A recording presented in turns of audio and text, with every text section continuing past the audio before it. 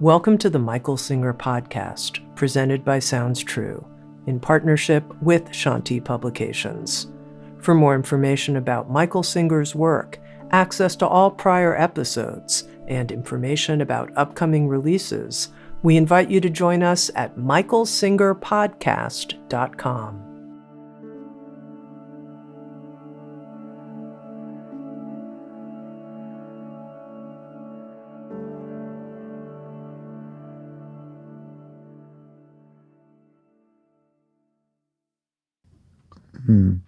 Jai Gurudev, Jai Masters. There's some very clear benchmarks, turning points on your spiritual growth.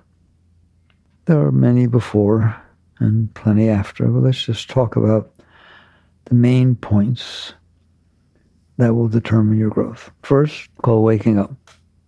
I wake up every morning, you wish. You wake up to your mind's chatter. You wake up to the issues of your emotions. You wake up to thinking what's going to happen, what's not going to happen, what I want to happen, how do I make it happen, what might happen, how do I stop it from happening. If you're a human, that's what you wake up to. So that's asleep.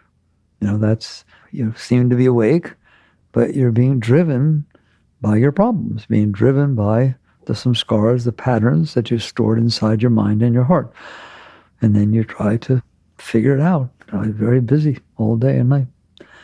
So the first awakening, the first major point is why it happens. I don't know. People seem to get it from some of the books people write. Certainly a lot of people get it from Untethered Soul, where all of a sudden you notice that you're noticing. That's all you can say. There's no magic words. It's just you are always noticing, or you wouldn't have noticed.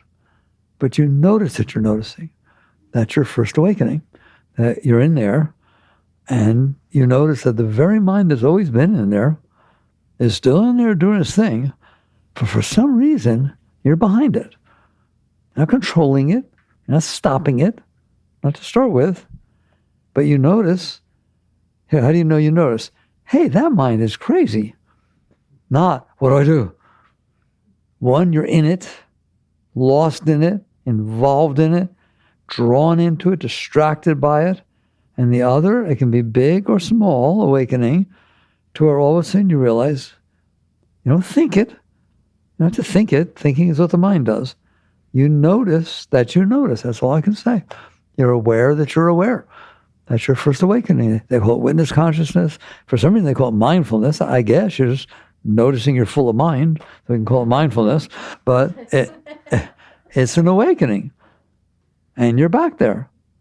Then you don't stay there, because then something gets talked about in the mind that's a little stronger than what you can be reasonably detached from, that you can reasonably watch it from back there. The next thing you know, you're trying to solve it, trying to fix it, trying to do something to make it better. Your heart's bothering you, your mind's bothering you. But once you're awake, you're going to, at different points in your life, wake back up. I hope that when you awake, you never go fully back to sleep. It's possible.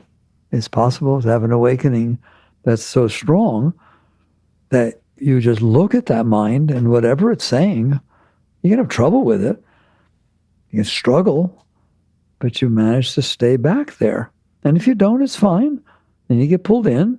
And if you noticed, you get pulled in, you get angry, you get jealous, you're insecure, you worry about this or worry about that, whatever it is. And then something else happens, and all of a sudden it wasn't the problem of the day anymore. And you start noticing what's going on in there. That's what it's all about. Noticing what's going on in there. Like, I don't want to talk about it, but people sometimes ask me, what books did you read to write all the books you write? I'm telling you, you watch. You're in there, and you could analyze the mind better than Freud ever could, because you're back there watching yours, and you can see why it's doing what it's doing. It just becomes obvious to you. And the more you see, the more you see why it's that way. It's almost like when you're walking toward a fire and the smoke is bothering you. If you keep walking, you will start to notice where the smoke's coming from. the root. When you're having these mind issues, especially the little ones, why are you being bothered by the driver in front of you? Why are you being bothered by the weather? What use is that? You start noticing that what's going on in there has 100% cost and zero benefit. What is the purpose of complaining about the weather? It doesn't change it one single iota. It never will. And you don't just complain about when you're in it. You complain about it after you were in it. Oh my God, it was so hot. I thought it was going to melt. Did you melt? No. Or the driver in front of you. There's 15 miles below the speed limit. I have places to go. I didn't have a place to. You're doing that while you're driving. Of what benefit is that other than creating negative energy inside of yourself that does no good, 100% cost, and zero benefit? You start noticing that. You don't have to do anything. When this consciousness is not about, I'm going to sit back here and watch. You are watching. Otherwise, you wouldn't know what's happening. But now you're not into talking to the driver in front of you. You're into, I notice there it goes again. You start noticing that you're doing this crazy thing that makes you tense, gives you anxiety, and maybe even gets you upset. Maybe upset enough to tailgate. Maybe upset enough to beep. Maybe upset enough to pass when you shouldn't have. What are you doing? You couldn't handle what your mind was doing. You couldn't handle what your heart was doing. So you start noticing over time, I don't want it to be immediate because then it doesn't stay. You will start waking up and noticing that you are wasting your life by doing this stupid stuff of listening to your mind. There are times you listen to your mind. Watch, 2 + 2 is 4. Hey, thank you, mind. Okay? You can use your mind for what it was meant for analytics, for creativity, for music, write music, figure out air conditioning. This beautiful what the mind can do, isn't it? The finger can't do it, the hand can't do it, but you have a mind. And what are you using that brilliant mind for? To figure out if I should tell somebody I'm sorry, will that make them remember what I said? I don't want them to remember what I said. Maybe they don't even think about it. I think about it. I've been thinking about it for 4 years. Should I go back? That's what you use your mind for? To be neurotic? Yes. The mind is a tremendous problem-solving machine. Einstein, all those things were on the blackboard, and he comes down to E equals MC squared, figures out that the whole thing is your energy. Wow. That's beautiful. What a solving machine. It solves a musical thing. It can solve all kinds of things. It was not meant to solve the problems that you're creating for yourself. You created the problem.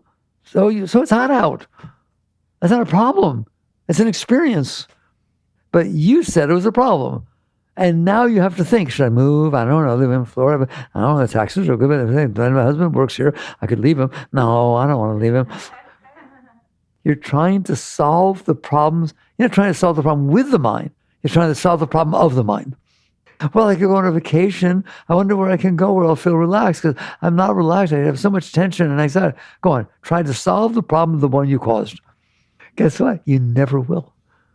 Anything on that vacation that isn't exactly the way your mind wants it to be, it's going to complain because you haven't learned that you're back there.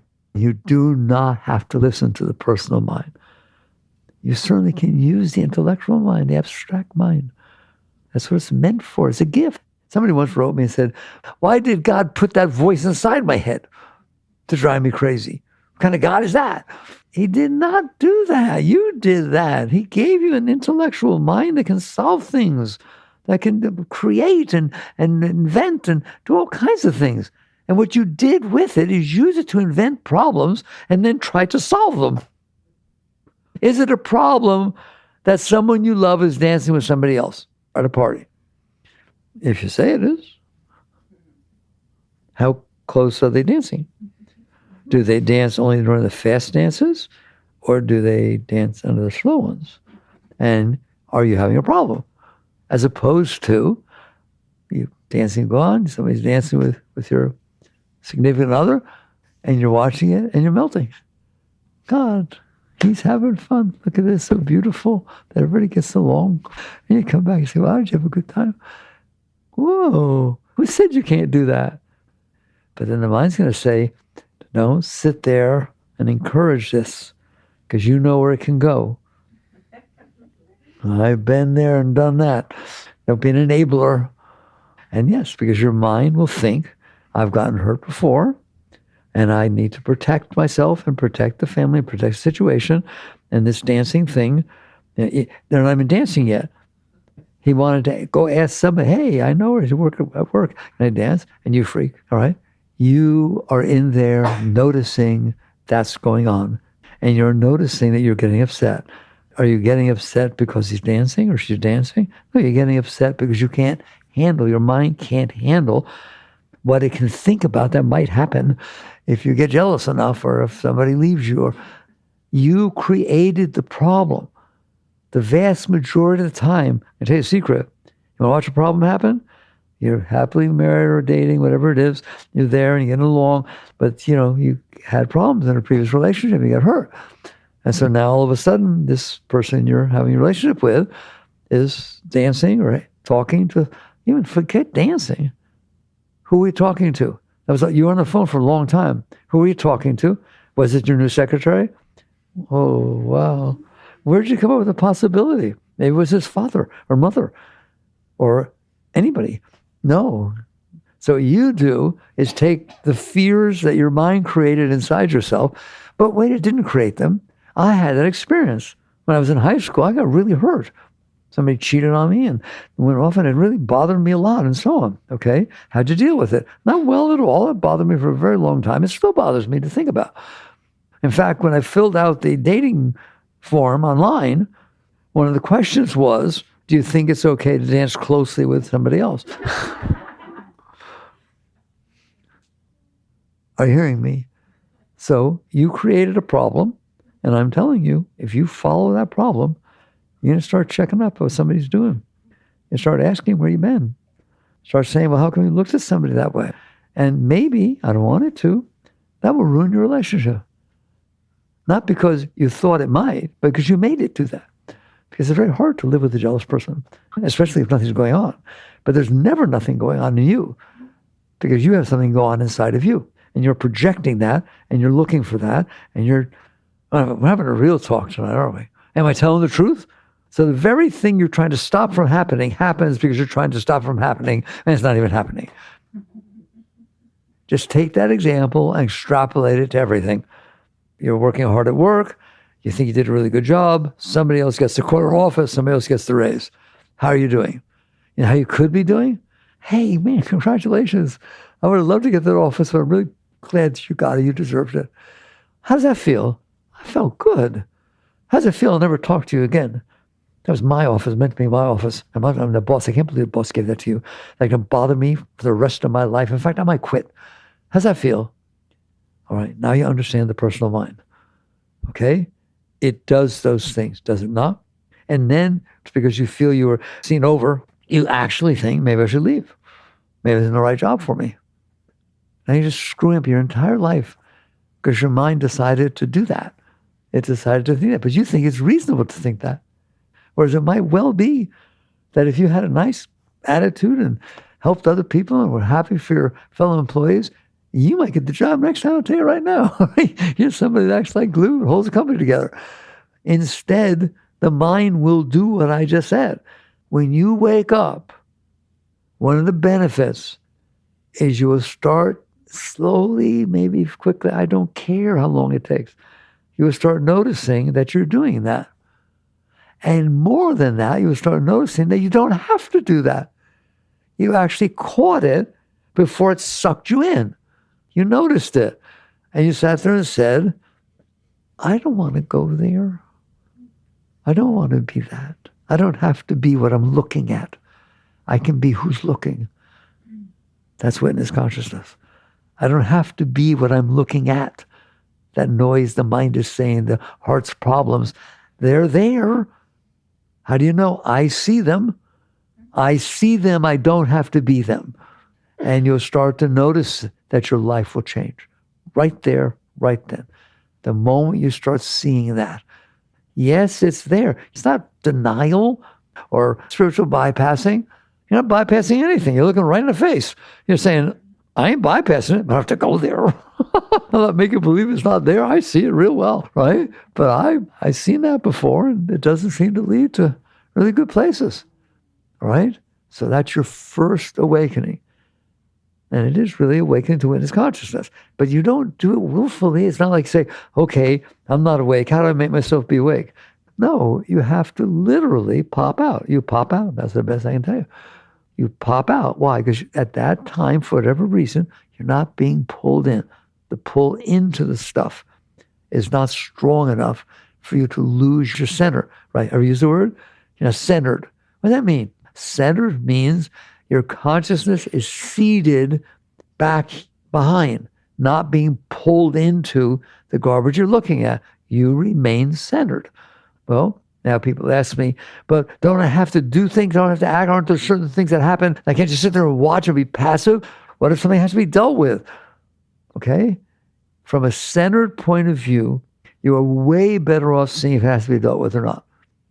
And if the only reason here, this is my watchword, if the only reason you're dealing with it is because you can't handle it, let me repeat that. I want to go slowly because people miss this. Surrender doesn't mean you don't do anything. Acceptance doesn't mean you don't do anything. Surrender means I can let go of being pulled into the part of me that is habitually driven toward all this human garbage, all the samskaras, all the emotions, all the patterns, all the stuff. Well, how do I know if it's that or if it's God talking to me? And how you know? Because if you're about to act because you can't handle what happened and you want to act to make it so you can handle it, they ain't God. God's pretty good. He can handle a lot of things, like the whole universe. Don't worry about it. Okay? But you can't. And so if you're looking there and it's drawing you into acting in the name of making you feel better, that's the personal mind. If you're centered enough to where you see the pull, it does pull, it's uncomfortable, you feel the pull, but you stay centered enough to say, I don't want to go with that. That's not who I am. That's who I used to be. Or that's the better patterns that were left in me from mommy and daddy and first boyfriend, etc. There's just patterns there. Okay, I want to be able to be still for a moment. I want to be able to not be pulled into that. Okay, so now that means you handled it. You handled the emotions you handled. Doesn't mean they're not there. You have to handle them if they're not there. There's all kinds of stuff you handle very well. Mars, Jupiter, everything happening everywhere in the universe that you know nothing about. You handle it really good. It's the things you do experience. And if you look at them and you realize, I can't handle that, but it's not because it's wrong or it's hurting somebody else. It's bothering me. And I'm telling you, we'll get to a point where if the only reason you're dealing with it is bothering you, you got some work to do. Because I'm telling you, the energy you put out when you're trying to fix it because it bothers you, bothers everybody else. Your jealousy, your anger, your fear, your insecurity, it's bothering me. Now I'm going to try and manipulate you so it doesn't bother me. God, I'm talking deeper than I normally do. Anybody willing to listen? I'm going to bother you to behave in a way that doesn't bother me as much. That's called manipulation. And we all do it, don't we? Okay? When you pop out and you spend enough time centered, you'll notice you're not suppressing, you're not denying. You start noticing this doesn't work. It doesn't work if it's about me. I'm this tiny little part of the universe. This isn't a little stupid little thing. Life is not about me. It's just as much about everybody else as about you. Is it not true that every single person is a person having experiences? And then you are too. You aren't special. Yours aren't special. They're just things that happened to you that didn't happen to somebody else. But 8.3 billion of them alive right now, they're all having experiences just like you are. Okay, can I say that? Do you know it's not about you? How can it be about you? There's everybody else. And so you start noticing that if I can't handle what's going on, that's my problem, not everybody else's. And so if I go out there and try to manipulate everybody to be the way I want them to be, you're not going to have very good relationships, especially your closest relationships. Your married relationships, your love relationships, they will not stay love. Why? Because you're manipulating the other person. And you don't even love the other person. You love you. In fact, not even you. You love your stuff. And you want the other person to know all about your stuff and make sure you tell them to them. Well, you'll make sure you understand what I like and what I don't like. Why? So that you can behave the way I want you to. That's why you can't have relationships. because you think the other person is supposed to be the way you want them to be. They're not going to be the way you want them to be. Why? They didn't have the experience you did. They didn't have what happened to the formative years. He or she that you're in a relationship with did not have your formative years, I assure you. So what are you going to do about that? That's a lot of dichotomy there, a lot of distance there, a lot of issues there. And not just formative years. What about all the rest of their life before you met them? You didn't have those experiences. Of course, relationships are a problem. Because you don't want to have a relationship with somebody else. You want a relationship with yourself. And not even yourself, your true self. You want a relationship with your samskaras. I want them to behave in a way that makes me feel good. And I never want them to behave in a way that makes me feel bad. This is what waking up. I'm just talking around the waking up. You wake up and you look at that. At some one level or another. It takes time to really become mature in that seat. But you take a look at it and you say, that's not going to work. That person is not me. That's not love. That's business. That's a bargain. What is love? My heart is so open. I want to help you be who you are, not who I want you to be. Okay? And I'm not doing it out of suppressing myself. I've let go of myself because I love you so much that my love for you transcends my own self. So I don't have to suppress anything, right? I want to serve you. I want to love you. Okay? Imagine if two of them are in a relationship doing that.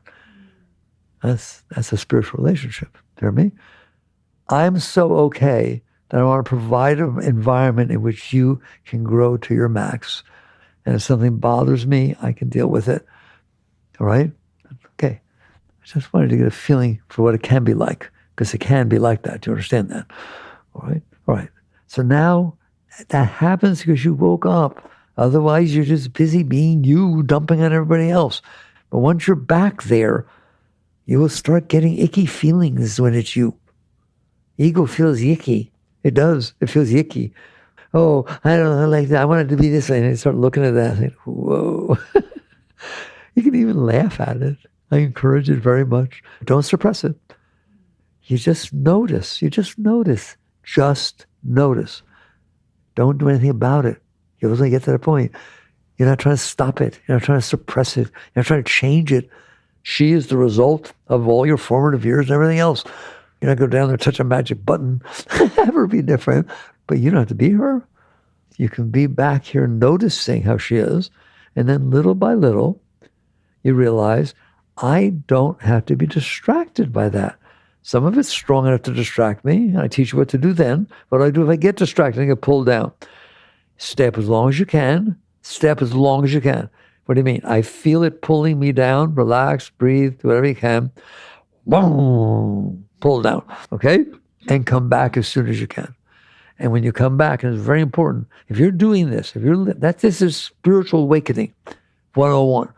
We'll get to 201 in a minute. So your spiritual awakening is you're doing the best that you can to stay centered. That's all you can do. How do I know I can't do better than the best I can? If it's the best that you can, it's the best that you can. And the best that you can is always enough. It's not enough for your concepts and views, but enough for your growth. It's the best that you can, and you will get better next time. Why? Because you practiced. So you stay up as long as you can, you come back as soon as you can. And when you come back, no guilt, no shame, no rationalization, no spiritual ego. Oh, I can't believe I fell down. No.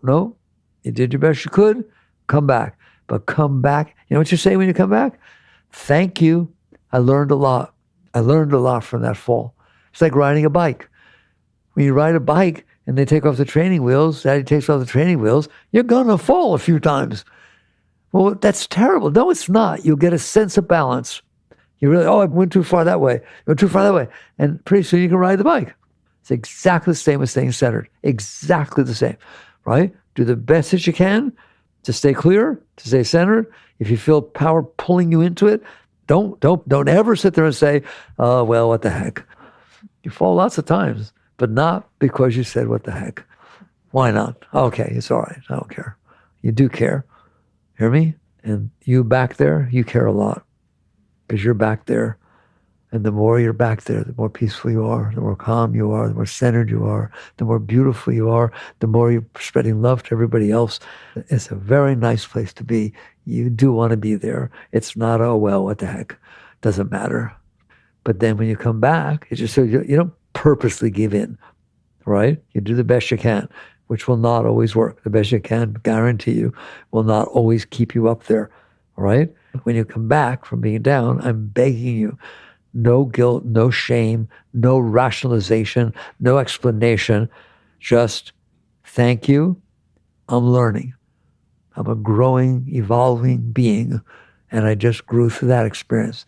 When you look back after falling and then coming back, it will always seem like you could have done better. Hindsight has the advantage of what you went through. You have no right to judge the you before with the you now because you grew. That's like, I'm going to play tennis. I've never played tennis in my life. The ball goes in the net. All the time the ball goes in the net. All right? Finally, I'm hitting the ball. It's going over the net. You know, my reaction is, oh, I hate the fact that I used to hit it in the net. I should have known how to do that. No. You say, thank you for the practice. You say, thank you for the evolution. You say, thank you for the opportunity to have hindsight. It's 2020. Of course it's 2020. You learn by the experience. So when you look back, I hope you grew. There's no guilt. There's no shame. There's no justification. There's no rationalization. That's just more mind stuff. You just notice, I was there. Now I'm not. Now I'm back. And I'm wiser than I was because I went through the experience.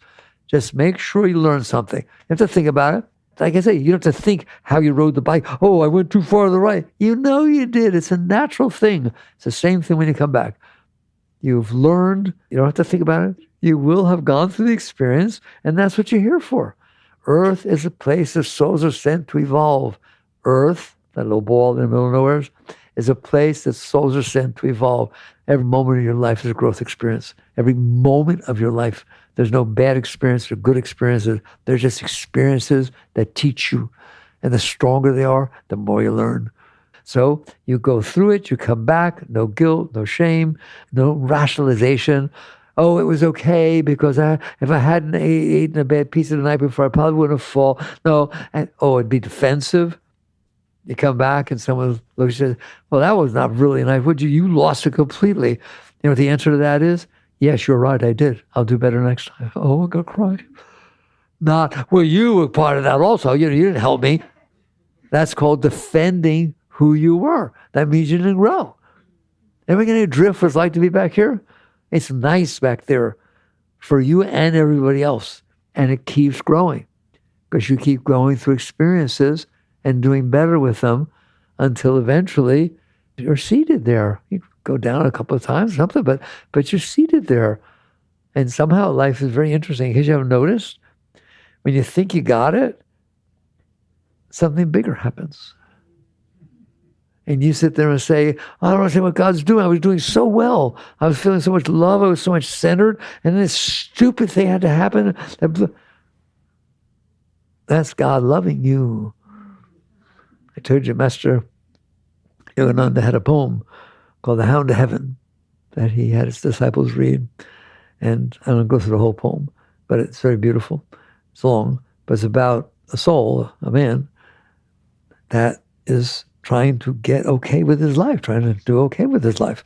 And basically, things kept getting screwed up. Things kept falling apart, kept having problems. And he looked at life as a hound that was chasing him. He was trying to get away from it, trying to see how he could find a way to avoid all this garbage because it kept bothering him. And the end of the poem, after all these different corridors he ran down and this to try and get away from this hound, far I know is the last paragraph, right? He says, finally, he's cornered me. There's no place to run anymore. I've run down the corridors of life the entire time. Now there's no place to run. Oh my goodness, I'm so scared. And then he says, wait a minute. Could it be that the darkness I was running from was the shadow of your hand reaching down to pick me up? That's what it is. He was running away from God, but that darkness is for your growth, period. That's the essence of all of it. So now you're really centered. When you catch on to some of this stuff, that the whole purpose, it's almost like stage 2, right? Stage one, you wake up, you start noticing, you can work with it, and this and that, the other thing. And then you start noticing, it's not supposed to be the way I want it to be. Life is sandpaper. It's getting rid of me. It's getting rid of my ego. And if I'm having trouble with it, it's because I'm clinging to myself. I'm clinging to my ego. Things are not the way I want them to be. And you start catching on, they're not meant to be the way you want them to be. That's like another stage to me. Now you're woken up, but you think everything will be fine, you're okay, you can handle it, everything should be hunky-dory, right? And you start realizing, no, it's supposed to be something that makes you grow, that liberates you from yourself. The story I tell that sometimes, I don't know which ones you're going to get. You are a chunk of marble cut out of a marble quarry. Rough edge, nothing, you can't see nothing but dark rock around the marble. It's just dark. That's a human being. And all of a sudden, something happens. Somebody criticizes you. Somebody lies to you. Somebody steals from you. Something happens, right? And it hurts. And you feel like something's hitting you. God, life is hitting you, right? This is causing all this trouble. And you start going through this, jumping and covering yourself. Stop it. Leave me alone. Leave me alone. Be the way I want. Stop it, right? And then after a couple of those, lot of those chips a while, you look over there at the right side of your marble chunk, and there's this shoulder as David starts coming out. You just start realizing, oh, that was God chiseling my garbage off. And that's the entire purpose of life, is to let life pull out of me the beauty that's in there. A statue was always in there. You understand that? But it had to be brought out. But it hurt, didn't it? Every one of those chips hurt until you get to the next stage where you notice it's not pain, it's purification. You didn't have a bad experience, you had a growth experience. It all depends on how you see it. And eventually you get to the point where, not that you want it to happen, but you're just as open to not getting what you want as getting what you want. In fact, you tend to lean more toward, if I get what I want, I stay stuck. I cling to it. I want it more. Why do you want it more? So I don't have to change. I liked it the way I am. Nothing wrong with that. I'm going very deep with you guys. I hope you're listening. I hope you can hear it. It's not like you renounce that which comes for you in harmony with yourself. No, you say thank you. It's not about renunciation, but you don't cling. These are the mature steps in your path. You realize, thank you, something happened. It fit right along with, made me really open, made me feel love. Right? So you feel pride. Pride is one of those big sins. Something happens, you did really well, and people are complimenting you, and you feel good about it, right? No, renounce it. No. Say thank you, but don't look for it to happen again. Don't look for the next time you see that person that was complimenting you so much that feel let down because it's not happening again. Same thing goes with relationships. It's very nice. Somebody loves you. Isn't that beautiful? They say beautiful things to you. That's beautiful. You say thank you. But not stay here, your mind, cling, grab, because then it becomes negative. That which was positive becomes negative. So it's not a matter of just the negative stuff being able to let go. You have to be able to handle the positive stuff. And as funny as it sounds, most of you cannot handle the positive stuff because if it happens, you make it negative. I told you last time, you get disappointed. What does that mean? In order to be disappointed, you have to have pointed something to be a certain way. I appointed this restaurant to be exactly the way I expected it to be. Now I'm disappointed. Okay? You do it all the time. So now we see what it's like to be human. If something happens that we don't like, we try to manipulate and control it so it doesn't happen again. And all the struggle goes on in there. So it happens that we do like, we try to cling to it, keep it, hold on to it, make it happen again, make it keep happening. All right, have fun, because you won't. Of course you're tense. Of course there's anxiety. Why is there anxiety? Anxiety that might happen the way you don't want it to be, and anxiety that won't keep happening the way you want it to. And next thing you know, you're in there scared, closed. All right. So we woke up enough, in essence, Do you see what I'm talking about? You're in there. You're the witness. You see going on in there, don't you? Okay? That's your awakening. Are you willing to put credence to your center, to who's looking versus what you're looking at? The more you do that, the further back you get. Why? Because it's easier to let go if you're not caught in the stuff. And you can go, all of a sudden, you can go through these really big experiences. Things that people have trouble with and bother them for the rest of their life. And you can go through it and just say, I made it. It's okay. It's okay. It happened. I dealt with it. It's over. It should be over. It shouldn't still be in there. But you won't do that. But the more you let go, and the other thing I talked to you the other day, you have Shakti inside of you. How much? Incomprehensible. You're so high. I can't even talk about it. You hear me? You're filled with love. You're filled with God. You're filled with spirit. You have all this Shakti pouring inside of you, feeding you all the time. Oh, maybe you feel it. I don't. Why don't I feel it? Because you put all this garbage on top of it, and you're using the very energy that's supposed to be coming up inside of you to fight and keep pushing down the stuff that you couldn't handle. I told you, my favorite line is, you kept every experience you ever had inside so you can never forget it. I need to remember this. It was so terrible.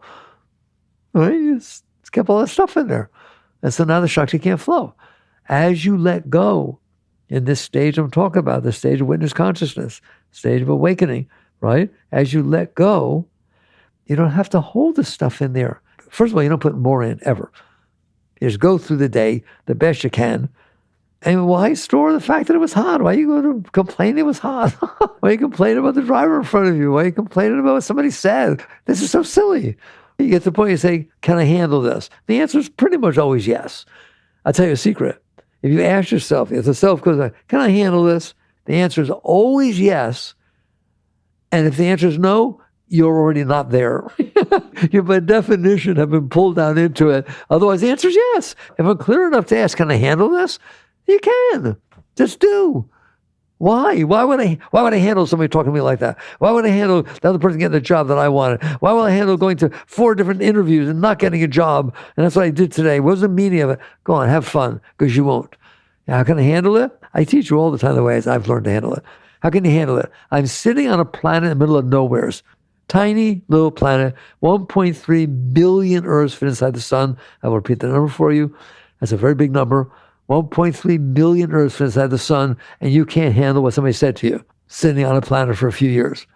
That's how you work with yourself. And all of a sudden you realize, of course I can handle it. I just didn't bother. But if something big happens, or you're emotionally strong and mentally, caustic, the next thing you know, you fell. You're down. But if you can be clear enough to say, can I handle this? Why would you not? If you can't handle it, you're going to keep it. Or won't you? The things that you couldn't handle are still in there, aren't they? You suppress them. They come back up. So you get to the point, I ain't putting no more down there. I don't know about you. Can I put more down there? Kind of hard enough to get what's down there up, isn't it? And why would you ever put more down there? So you do the best you can to let go, to say, I can handle this. I can handle this. While you're saying I can handle this, when it stops saying I can handle this, it means you didn't handle it. You don't get to make a decision. It makes it for you. And then you learn, okay, I'm telling you, you can always do better after you go through the experience. And then don't judge. Just keep growing, please. I beg you, keep growing. Every day, no, every minute of your life. As things are coming in, you're letting go. That's what ends up. The witness ends up noticing that it would have resisted, it would have manipulated and controlled, but it doesn't do that anymore. Well, what's the alternative? Now you're ready for the next step. Now you're the witness, you see it, you learn from it, so on, right? You start noticing, if I don't resist what somebody said, no. I'm talking about what happened outside. If I don't resist inside, what happened outside? Starts outside, comes in, then I'm back here resisting. Do you understand that? So I'm resisting the effect of the outside, not the outside. You hear me? The outside already left. Somebody yelled at you and they went away. Okay? But inside, it left the energy, didn't it? Okay? Can you relax in the face of that inner energy coming into your face, coming up inside of you. And right now you say no. The answer is yes, but you have to practice. And that's the essence of everything I ever taught you, right? You don't know how to play the piano starting with Beethoven. You start with the scales. You don't play tennis against some pro. You start with a ball thrower. You start learning how to relax through the energy that you would have resisted by not resisting. And people write me, they say, I don't understand. I felt this anger. I felt this insecurity. I tried to not resist it, but it wouldn't change. Insecurity is not going to change. Anger is not going to change. They are a particular energy vibration that's going on inside of you. It's not about them letting go, it's about you letting go of them. You're in there and you tense and you push. It's about pushing it away. You do that. Do you understand that? You push it away to protect yourself. It means it's going to stay in there. Anything you push away stays in there because you didn't let it go. Letting go is an inside thing you do deep in your being when you say, I can handle this. I don't want to. I can handle it. Okay. I'll feel yicky for a while to let it go through. It's yicky energy. It'll feel yicky. I can handle it. I'd rather have it go away now than have it stay there for the rest of my life. How about you? I don't want to not be able to talk to a friend because they said or did something I didn't like. I want to be able to see them next time and say, fine, they went through it. Don't even apologize. Don't even bother. But they say, love is never having to say you're sorry. Why? Because it didn't get stuck. Because I was so open, I loved you. It just passed right through. That's how you are. And little by little, you start learning to let go of your resistance, not let go of the outside, not let go of the inside. Let go of your resistance to the energy that is trying to pass through you. It will all pass through you. A great being doesn't have that at all. They let go so long ago. All that happens, every single energy that comes in merges with the universe. There's no blockage. There's nothing in there pushing it away. It's all one. That's where Christ was. Forgive them. They know not what they do. That's pretty high stuff. How about you start saying that to the person who's yelling at you? Forgive them, Lord. They know not what they're doing. That's okay. They're all caught in their stuff, aren't they? Well, you are. They are. Right? Forgive them. They don't know what they're doing. You start taking that attitude and letting go. Just the best you can, you let go. All right? So that's the next phase where you're no longer saying, I can't handle this. Your mantra is, I can handle this. I can and I will. But not by pushing it away. I hope you feel that difference. I'm not pushing the energy away. I'm relaxing through it. Why? It hurts. It doesn't feel good. I know, but you don't want to keep. Why do you want to keep I don't feel good inside of you? I don't understand. It's like, wow. Well, I want to remember how bad it felt. Okay, good. Have a good time.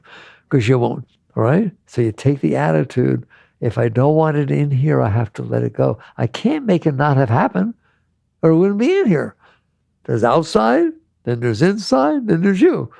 And it comes in, you can't say, okay, I don't want it to have happened. It did happen. So what are you going to do with it? You have two choices. Resist or accept. It's binary. There's nothing in between. You didn't even have to do it for God. Do it for you. For you who's in there. I don't want that garbage in here. Have to work it through the rest of my life. Have it popping back up all the time. Do you? Okay, then let it go. Because that's the only way it's going. Either you push it away and keep it, or you relax through it and let it pass through. That doesn't happen right away. It may take a few times, but you practice. That's my whole teaching. You practice relaxing in the face of the disturbance. You're not denying it, that's disturbance. It's not spiritual bypassing. No, it's not spiritual bypassing. That's ignoring that it's there. You're fully accepting that it's there.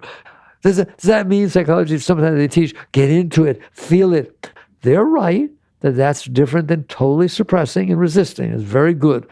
That's not the same thing as saying, I am capable and I have learned to let what doesn't feel good go right through. I don't have to get back into it, to bathe in it and wash myself with it because I'm willing to let it pass through. And it will pass through. It passes through your heart, it will pass through your mind, it will pass through.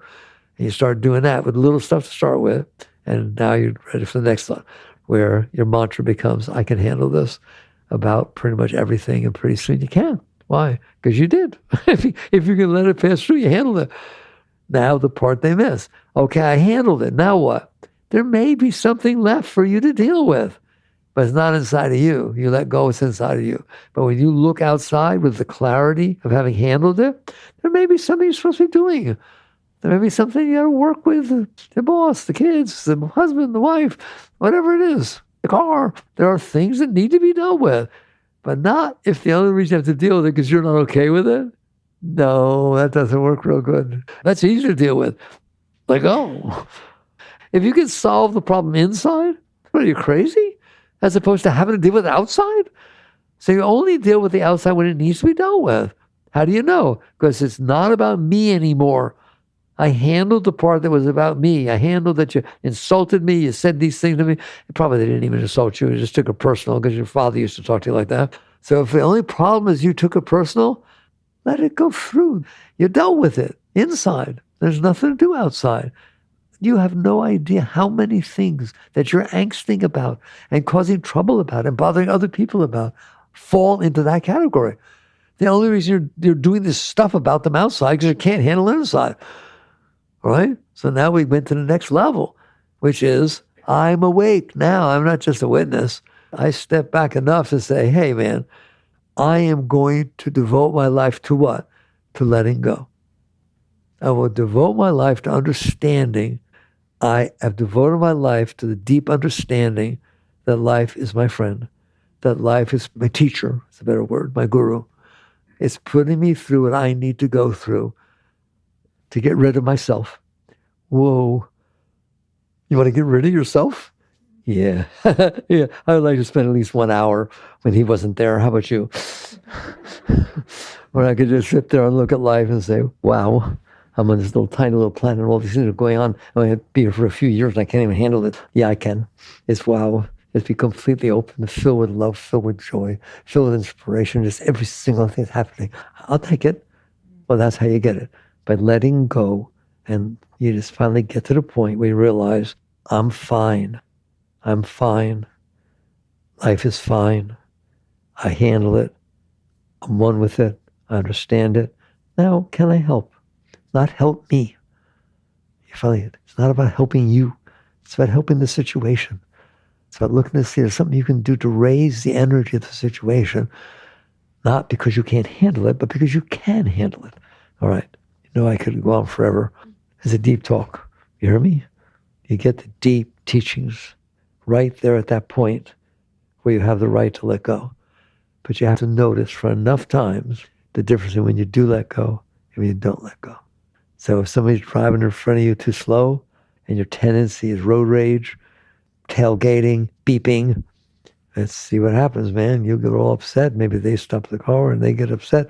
And whoa, okay. And just one time you notice, well, I can handle it. Next thing you know, nothing happens. You didn't dump your stuff out into the world. You start catching on. That's always available to you. All right.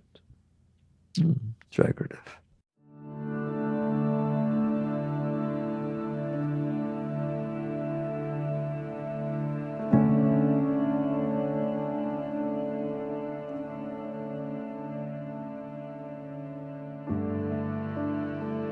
You've been listening to the Michael Singer Podcast, produced by Sounds True in partnership with Shanti Publications. For more information on Michael's body of work and all back episodes, please join us at michaelsingerpodcast.com. Thanks so much for listening. Sounds True, waking up the world.